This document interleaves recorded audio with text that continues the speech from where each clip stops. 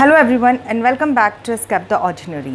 Previous जो video था उसमें हम लोगों ने ये पढ़ा था कि डिमांड क्या होती है, फिर हमने ये देखा था कि डिमांड, डिज़ायर और वांट कैसे डिफरेंशिएट करते हैं। उसके बाद में हम लोगों ने ये देखा था कि जो डिमांड होती है उसे डिफ़ाइन करने के लिए हमें 4 एसेंशियल एलिमेंट्स लगते हैं। कौन से हैं वो एलिमेंट? तो पहला हमने देखा था the quantity of the product, second हमने देखा था willingness to buy the product, third हमने देखा था price of the product and the period of time. Okay, ये 4 एसेंशियल एलिमेंट्स होते हैं किसी भी चीज़ की डिमांड को डिफ़ाइन करने के लिए। फिर हम लोगों ने देखा था कि इंडिविजुअल डिमांड क्या होती है और मार्केट डिमांड क्या होती है। फिर हम लोगों ने determinants of individual demand discuss कर लिए थे। ठीक है, तो जब हमने determinants of individual demand discuss किए थे तो उसमें हम लोगों ने क्या क्या पढ़ा था कि किसी भी इंडिविजुअल डिमांड में चेंज कहाँ से आता है। तो सबसे पहले प्राइस ऑफ कमोडिटी से आता है। जो भी कमोडिटी आप विलिंगली परचेज़ करना चाहते हैं उसके प्राइस में राइज और फॉल उसकी डिमांड को फ्लक्चुएट करेगा। सेकेंड हमने देखा था price of related goods. Related goods में हम लोगों ने 2 चीज़ें देखी थी। पहले होते हैं सब्स्टिट्यूट गुड, जब एक की जगह पर हम दूसरे को यूज़ करते हैं, और एक होते हैं कॉम्प्लीमेंट्री गुड्स जो 1 और 2 साथ में यूज़ होते हैं। ठीक है, इसके बाद में हम लोगों ने देखा था टेस्ट एंड प्रेफरेंस, फिर हम लोगों ने देखा था इनकम ऑफ द कंज्यूमर, फिर हम लोगों ने देखा था expectation in change in future price of the commodity. ये 5 डिटर्मिनेंट हमने किस में पढ़े थे? ये 5 डिटर्मिनेंट हमने पढ़े थे इंडिविजुअल डिमांड में। अब इन्हीं के साथ में, इन 5 डिटर्मिनेंट के साथ में जो हमारी मार्केट डिमांड होती है। अब सबसे पहले हम समझते हैं कि मार्केट डिमांड क्या है। सपोज़ कोई ए है, इसकी कुछ डिमांड है, individual demand of A is 10 और बी की जो इंडिविजुअल डिमांड है वो हो गई 13 यूनिट्स की। तो अब मार्केट डिमांड कैसे बन रही है? जो हमारी मार्केट डिमांड होती है that is the sum of 2 और मोर इंडिविजुअल डिमांड्स। ओके, तो कमोडिटी एक्स की ए के लिए डिमांड कितनी है? 10 यूनिट्स है, बी के पास 13 यूनिट्स है। तो इन दोनों की जो टोटल मार्केट डिमांड बन जाती है वो कितनी बन जाती है? 23 यूनिट्स। ठीक है, तो अब हम क्या देख रहे हैं? हम देख रहे हैं कि जब मार्केट डिमांड को हम स्टडी कर रहे हैं तो मार्केट डिमांड में ऐसे कौन से फैक्टर्स हैं जो कि मार्केट डिमांड को अफेक्ट करेंगे, कम या ज़्यादा होने में हेल्प करेंगे। तो सबसे पहले होती है पॉपुलेशन। पॉपुलेशन का साइज़ और कॉम्पोजिशन। पॉपुलेशन का साइज़ और कॉम्पोजिशन जो है वो डिमांड को कैसे अफेक्ट करेगा? तो बहुत सीधी सी बात है कि पॉपुलेशन अगर ज़्यादा है तो क्या होगा? डिमांड ज़्यादा होगी। पॉपुलेशन लिमिटेड है, डिमांड लिमिटेड होगी। पॉपुलेशन कम है तो डिमांड कम होगी। तो साइज़ कैसे वेरी करता है? अगर पॉपुलेशन का साइज़ बड़ा है तो प्रोडक्ट की डिमांड ज़्यादा है, पॉपुलेशन का साइज़ अगर छोटा है तो प्रोडक्ट की डिमांड कम है। ठीक है, अब कंपोजिशन आता है। तो पॉपुलेशन में कंपोजिशन का मतलब क्या हुआ? पॉपुलेशन में कंपोजिशन का मतलब होता है number of males, females, senior citizens, फिर नंबर ऑफ किड्स, ये वाली जो चीज़ें होती है that make the composition of population. Means किसी एरिया में अगर नंबर ऑफ फीमेल ज़्यादा है तो वहाँ पे कौन से प्रोडक्ट की डिमांड ज़्यादा होगी? जो फीमेल ओरिएंटेड प्रोडक्ट्स होंगे। किसी एरिया में अगर स्टूडेंट्स बहुत ज़्यादा रहते हैं, मतलब आप स्कूल कॉलेजेस के पास वाले हॉस्टल एरिया में चले जाएं तो वहाँ पे स्टूडेंट्स ज़्यादा होते हैं, तो वहाँ पर क्या होगा? जो स्टूडेंट ओरिएंटेड ऑब्जेक्ट्स हैं, जो कमोडिटीज़ है, उनकी डिमांड ज़्यादा होगी।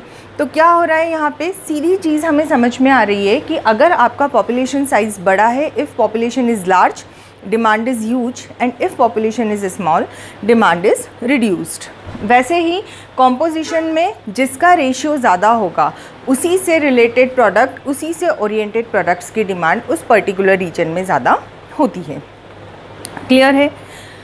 सेकंड आता है सीज़न एंड वेदर। तो हम बहुत अच्छे से जानते हैं कि सीज़न और वेदर जो है ये डायरेक्टली इन्फ्लुएंस करते हैं डिमांड को। लाइक विंटर सीज़न है, वुलन की डिमांड बढ़ जाएगी। समर आएगा, वुलन की डिमांड ख़त्म, कॉटन की डिमांड बढ़ जाएगी। मॉनसून है, रेनी सीज़न है, तो रेनीज़ की डिमांड बढ़ रही है, अम्ब्रेला की डिमांड बढ़ रही है। मॉनसून ख़त्म हो जाएगा, अम्ब्रेला और रेनीज़ की डिमांड कम हो जाएगी। तो क्या होता है, सीज़न और वेदर जो होता है वो डायरेक्टली इन्फ्लुएंस करता है demand of any commodity particular related to that season. अब आता है डिस्ट्रीब्यूशन ऑफ इनकम। हमारी कंट्री में या किसी भी कंट्री में अगर किसी भी प्रोडक्ट की डिमांड को रेज़ करना है तो डिस्ट्रीब्यूशन ऑफ इनकम कैसा होना चाहिए, इक्वल होना चाहिए। अगर इनकम का डिस्ट्रीब्यूशन हर लेवल पे इक्वल है तो क्या होगा, डिमांड बढ़ेगी। और अगर डिस्ट्रीब्यूशन वेरी कर रहा है, मतलब कहीं पर बहुत ज़्यादा पॉवर्टी है, कहीं पर बहुत ज़्यादा रिचनेस है, तो इस कंडीशन में क्या होता है, जो डिमांड ऑफ प्रोडक्ट है वो राइज नहीं कर पाती है। ओके, तो along with those 5 these 3 are the determinants of market demand. Clear है। अब हम पढ़ रहे हैं मार्केट फंक्शन, तो डिमांड फंक्शन। तो डिमांड फंक्शन क्या होता है, जब भी किसी कमोडिटी की डिमांड का एक मैथमेटिकल रिलेशन हम स्टैब्लिश करते हैं with the factors of demand. जब भी डिमांड ऑफ कमोडिटी, इनका एक रिलेशन हमने इस्टेब्लिश किया है, किससे, डिटर्मिनेंट्स ऑफ डिमांड से। मतलब ये जो dx है, ये dx किससे इन्फ्लुएंस हो रहा है, dx का इन्फ्लुएंस px से है, प्राइस ऑफ कमोडिटी, pr से है, price of related good, income of consumer, taste and preference of the consumer and change in future price of the commodity. तो what is demand function? Demand function is this relationship जहाँ पर हम demand और उसके जो factors हैं, उसके जो डिटर्मिनेंट्स हैं, इनके बीच में हम एक रिलेशन को इस्टेब्लिश करते हैं। तो ये वाला जो है, this is individual demand function. dx demand of commodity x is the function of px price of the commodity, PR price of related good, Y income of the consumer, T taste and preference and F change in future price of the commodity. वहीं पे जो market demand है, market demand में क्या हुआ, इन 5 के साथ में ये 3 फैक्टर्स और इंक्लूड हो जाते हैं। हमने अभी देखा मार्केट डिमांड में 3 डिटर्मिनेंट्स और आ गए थे।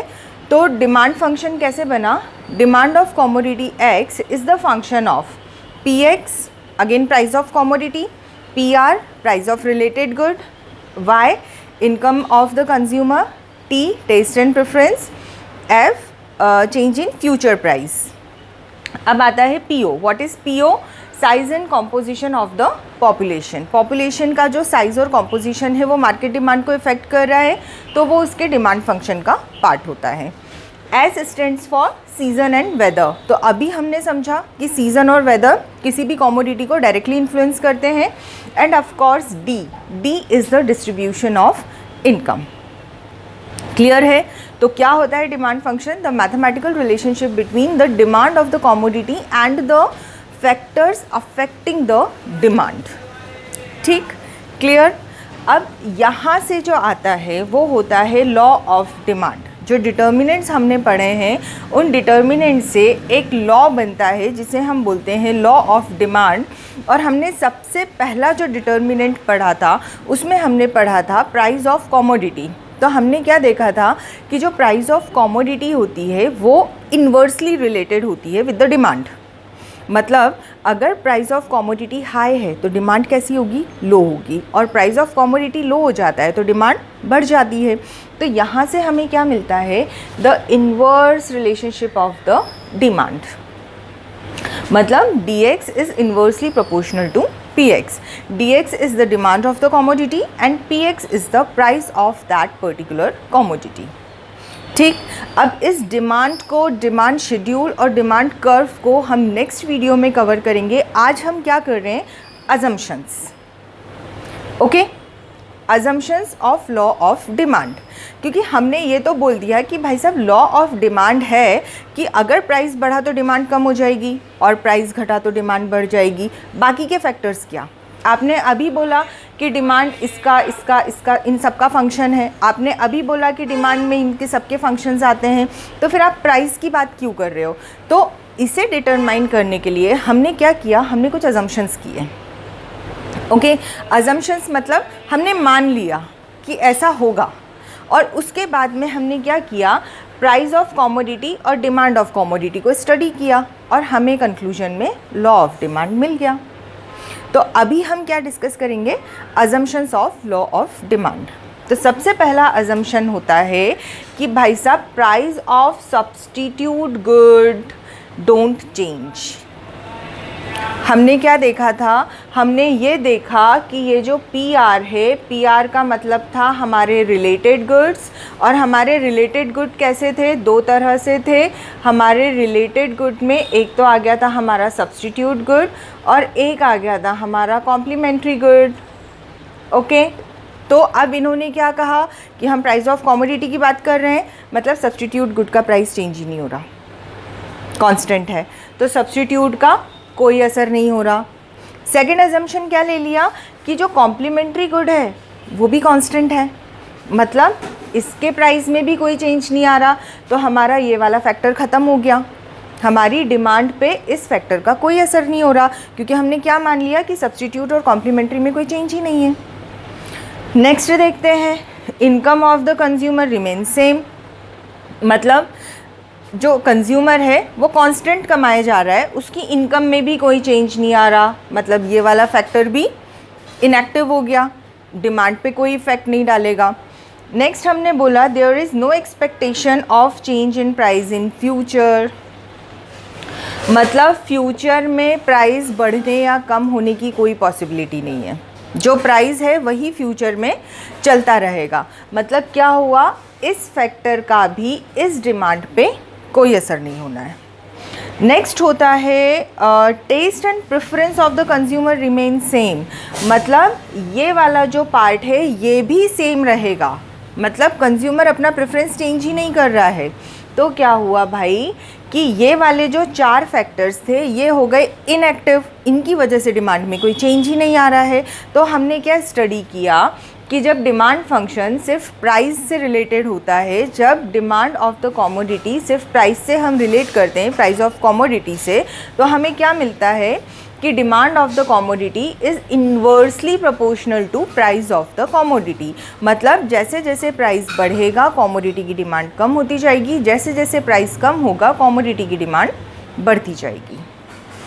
ओके, आई होप यहाँ तक का डिमांड का कंसेप्ट आपको बहुत क्लियर हुआ होगा। अब हम पढ़ेंगे demand schedule, demand curve and law of demand में curve of law of demand. Okay, so till then don't forget to like, share and subscribe escape the ordinary. अपने दोस्तों के साथ शेयर करिए and do comment and tell me how do you like the video. Okay, take good care of yourself, bye bye.